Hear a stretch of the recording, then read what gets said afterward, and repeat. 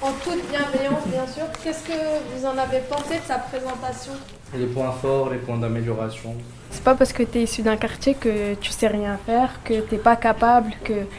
Et en fait, c'est au contraire, tu es issu d'un quartier, tu es très investi au niveau associatif parce qu'en fait, ils s'en rendent pas compte que leur investissement au niveau associatif, bah, ça leur apporte beaucoup. Ils ont l'impression qu'ils font ça parce que voilà, ils sont au sein du quartier, c'est l'association de quartier, c'est mon asso de foot, je fais du foot là-bas depuis que je suis petit, du coup c'est normal qu'aujourd'hui je suis investi, que je coach les petits, etc. Et en fait, ils se rendaient pas compte des compétences qu'ils pouvaient avoir derrière tout ça.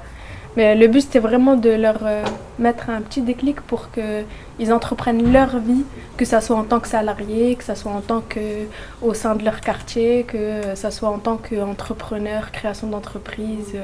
Donc en fait, Entreprendre Ensemble, c'est une grosse association, c'est 150 salariés et c'est une association qui agit dans le domaine de l'insertion professionnelle. Donc il y a 4 départements, il y a le département emploi, il y a le département accompagnement, il y a le département offre de services et il y a le département entrepreneuriat.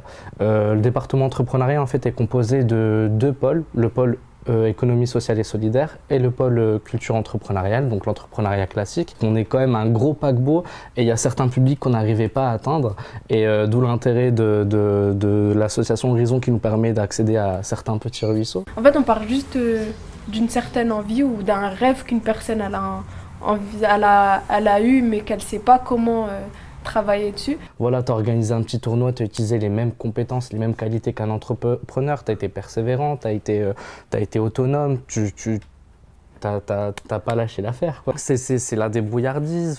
J'ai 2 exemples en tête.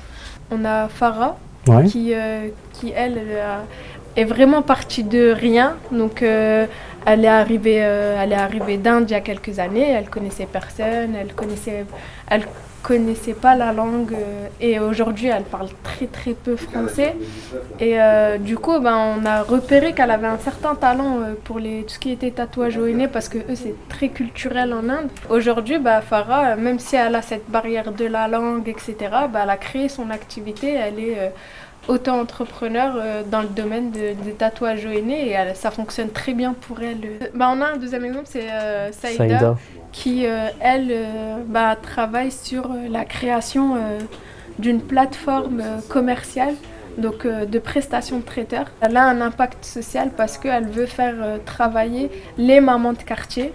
Donc il y a plein de mamans de quartier qu'on voit au sein de notre association et qui gèrent des buffets, etc.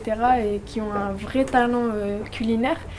Donc c'est créer son business tout en aidant les autres à créer leur business et tout en ayant un impact social sur les quartiers au niveau de Dunkerque.